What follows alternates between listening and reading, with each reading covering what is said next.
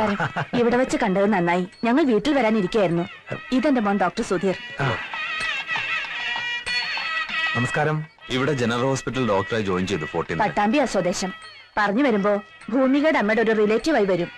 എന്താ കാര്യം? മോന് ഭൂമികയെ വിവാഹം ആലോചിച്ചാൽ കൊള്ളാവുന്നുണ്ട്. ആയിക്കോട്ടെ. ഇവിടെ ജോയിൻ ചെയ്തെങ്കിലും ഹയർ സ്റ്റഡീസിന് വിദേശത്ത് പോകാനാ പ്ലാൻ.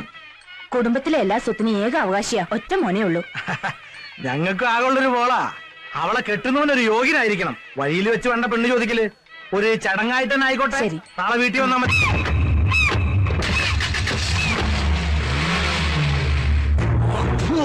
അവനെ കൊണ്ട് അവളെ ഞാൻ കെട്ടിക്കും.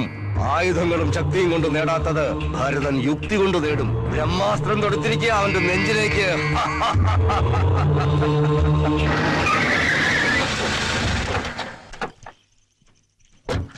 വന്നത് നന്നായി. എനിക്കാണെങ്കിൽ അർജന്റായിട്ട് തിരുവനന്തപുരത്ത് ഒരു മീറ്റിംഗ് പുറപ്പെട്ടു നിൽക്കായിരുന്നു. എനിക്ക് വൈകിക്കണ്ട. ചടങ്ങിന് മോളെ ഒന്ന് കണ്ട് ജാതകക്കുറി കൈമാറാം. പിന്നെന്താ, നടന്നോളൂ. ഇതെന്താ ഇവിടെ? പെണ്ണ് ചോദിച്ചു വന്നല്ലേ പങ്കജാശ. എല്ലാരും ഒന്ന് പരിചയപ്പെടുത്തി കൊടുത്തു. അതിനെന്താ? ഇവൾ നന്ദി. ഇനം ജേഴ്സിയാ. നല്ല അടക്കം ഒതുക്കം ഉള്ളവളാ. ഇവള് മാളൂട്ടി. ഇത് എരുമ. ഇവളതുകളെ ചിരിപ്പിച്ചൊക്കെ കൊതിപ്പിക്കും. എരുമി തോമി എന്നാ ഞങ്ങള് വിളിക്കുന്നത്. നല്ല ഉഗ്ര പാട്ടുകാരിയാ.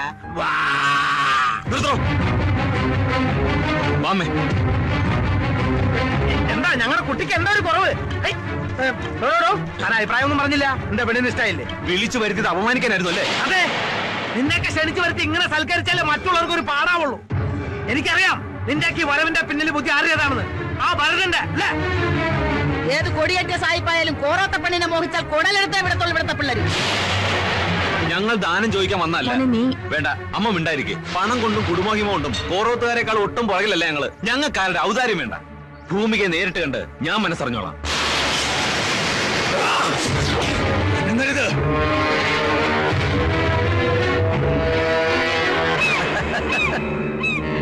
പെണ്ണ് ചോദിച്ച ആ നിമിഷം കഴുത്ത് വെട്ടേണ്ടതായിരുന്നു. ഇപ്പൊ വീണ്ടും നിനക്ക് ആ ജീവൻ ഭിക്ഷയായിട്ട് തരുന്നു. എന്തിനാണെന്നോ? നിന്നിങ്ങോട്ട് അയച്ചില്ലേ ആ ചെറ്റിയോട് ചെന്ന് പറയാൻ, മുള്ളിനെ മുന ചത്താൻ മെനക്കെടരുന്ന്. മനസ്സിലാടാ? അല്ല, കൈനാറ്റണ്ട. അപ്പോ അവന്റെ നെഞ്ചത്ത് തന്നെ തറച്ചു. അങ്ങനെ മർമ്മത്ത് വെട്ടിയാലേ അവന് നോവൂ. കൂറുകാട്ടിയവന് പാരിതോഷികമായി നൽകാൻ വെച്ച നിധി അവള്. അത് നീ കൈക്കലാക്കണം. എന്റെ കുടുംബത്തെ ഒന്നടങ്കം അപമാനിച്ച് ആട്ടിവിട്ടല്ലേ?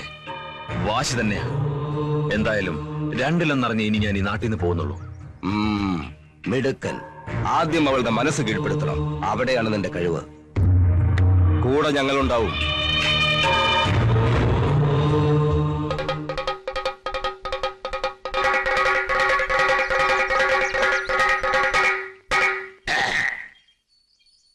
നാടൻ ബീജം തിളങ്ങുന്നു. Local semen ചൈനിങ്.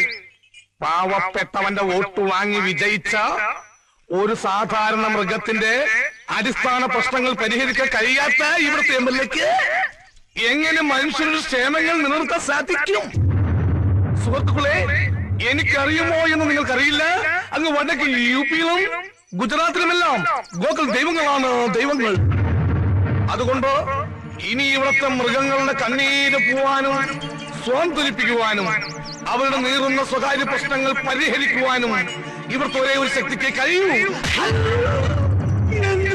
ഇത് ഭരതേട്ടന്റെ വകയാ. ഞാനിപ്പോ നിങ്ങളാളാ. അത് തന്നെയാ തന്നത്.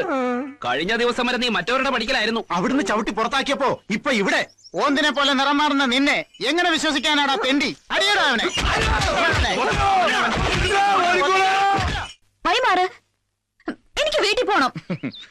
അറിയാവുന്ന എല്ലാ ദൈവങ്ങൾക്കും നേർന്നിട്ടുണ്ട് തന്റെ പട്ടിക്കോ പൂച്ചയ്ക്കോ എന്തെങ്കിലും ഒരു അസുഖം പിടിക്കണമെന്ന്. അങ്ങനെയെങ്കിലും തന്നെ ഒന്ന് കാണാൻ കിട്ടുമല്ലോ. താൻ വിചാരിക്കുന്ന പോലെ ഒരു പെണ്ണല്ല ഞാൻ.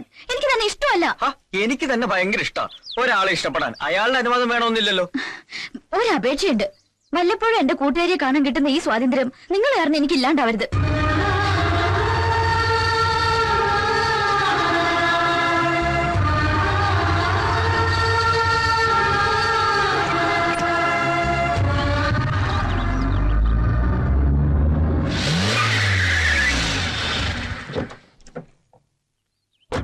തന്റെ എല്ലാ പ്രശ്നങ്ങളും എനിക്കറിയാം.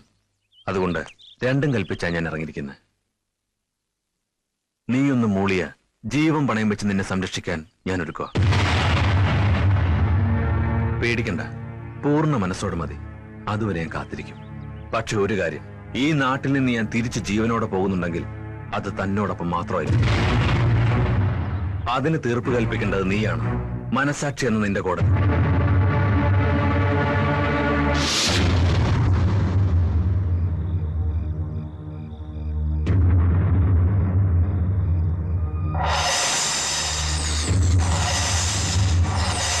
ഒരു നോക്ക് കണ്ട അന്നു മുതൽ നിന്നെ ഈ നെഞ്ചിൽ കൊണ്ട് നടക്കുകയാണ്.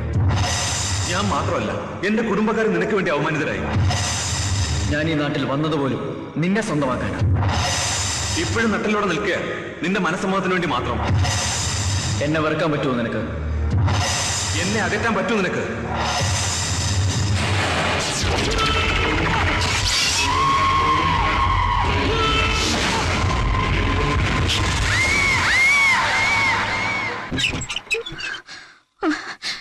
എന്താ എന്തു വെച്ചു മോളെ? അന്നത്തെ പെണ്ണന്വേഷണവും ബഹളവും കഴിഞ്ഞ പിന്നെ ഇങ്ങനെയാ. കണ്ട തെണ്ടിയൊക്കെ പെണ്ണ് ചോദിച്ച ഒരു അവസരം ഉണ്ടാക്കി കൊടുത്തിട്ടല്ലേ? ഇല്ല, ഒരുത്തിനോർത്ത് നീ ഇനി പേടിക്കേണ്ടി വരില്ല.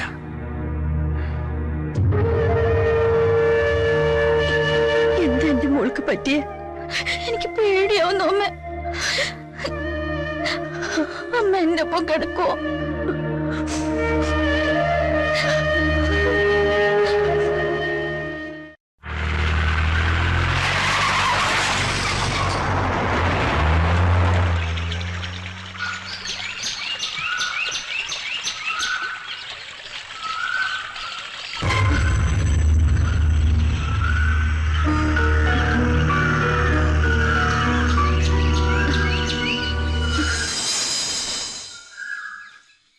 സ്കൂളിൽ നിന്ന് വരട്ടെ, അതിനുശേഷം സംസാരിക്കാം.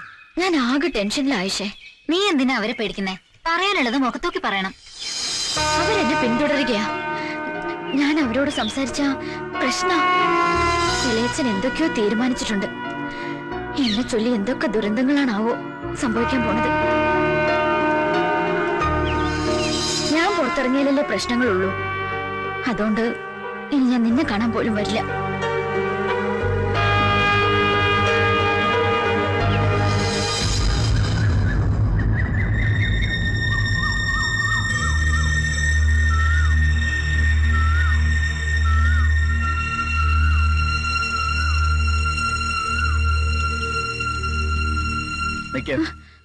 എന്തിനാ എന്നിൽ നിന്ന് ഒഴിഞ്ഞു മാറുന്നത്?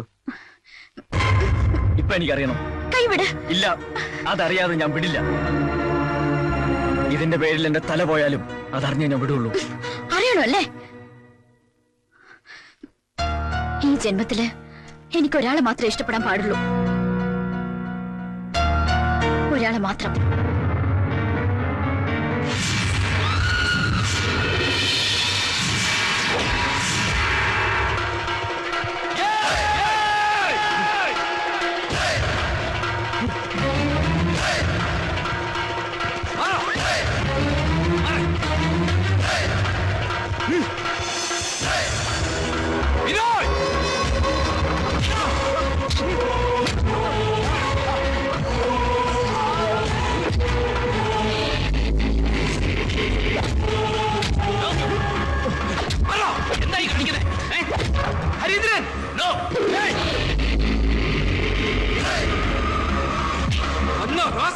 അവളെ കമന്റ് അടിക്കാൻ മാത്രം ആളായോ നീ? അത് ചോദിക്കാൻ നീ ആരാ? ഞാൻ ആരാന്ന് നിനക്ക് അറിയണം. അതാ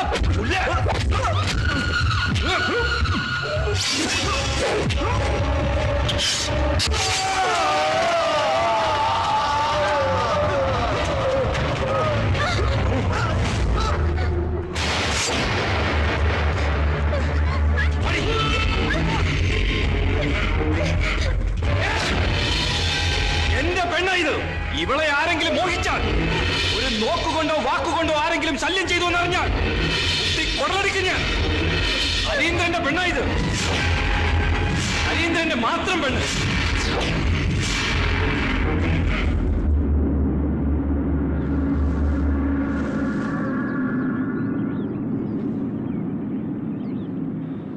അതെ, പിന്നെ ഹരീന്ദ്രന്റെ പെണ്ണായി ജീവിക്കാൻ ഞാൻ ശീലിച്ചു. ഇനി എന്നെ ചൊല്ലി വീണ്ടും ഒരു ദുരന്തം. അത് കാണാനുള്ള ശേഷി എനിക്കില്ല. പക്ഷെ എനിക്കറിയാം ഈ മനസ്സിനുള്ളിൽ ഇത്തിരിയെങ്കിലും സ്നേഹം എന്നോടുണ്ടെന്ന്. അതുകൊണ്ടല്ലേ അന്ന് അച്ഛമ്മയുടെ കൺവെട്ടത്തു നിന്നും എന്നെ ഒളിപ്പിച്ചത്? അല്ലെന്ന് പറയാൻ പറ്റുമോ? അതെ, ആ സ്നേഹം കൊണ്ട് തന്നെയാ ഇപ്പോഴും പറയുന്നേ. ഇനി എന്നെ കാണരുത്, ഇഷ്ടപ്പെടരുത്. ഈ നാട്ടിൽ ഹൃദയത്തിനേക്കാൾ വില കൽപ്പിക്കേണ്ടത് സ്വന്തം ജീവനാ. അതുകൊണ്ട് അപേക്ഷിക്കുക, എന്നെ മറക്കണം.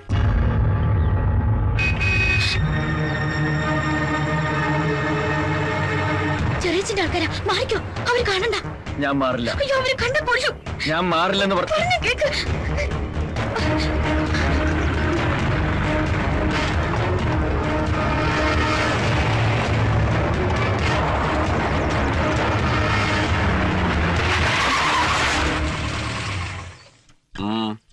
എവിടെയായിരുന്നു? ആയിഷയുടെ വീട്ടില്. വേണ്ട, ഞാൻ നടന്നു പോയിക്കോളാം.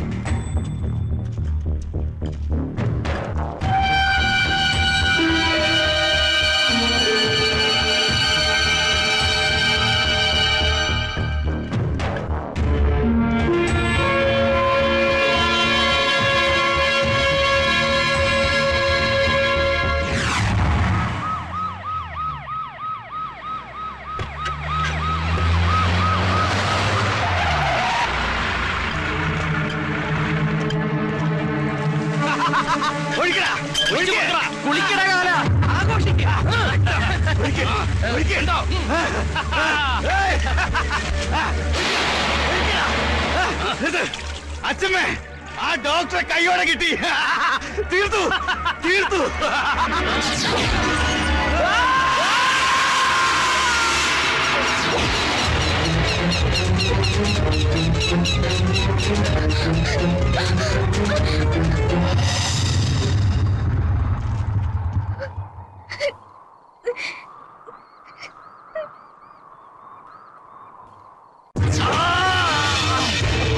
രാഘവ, ഈ ചോരയ്ക്ക് ഞാൻ പകരം ചോദിച്ച് അടങ്ങൂ.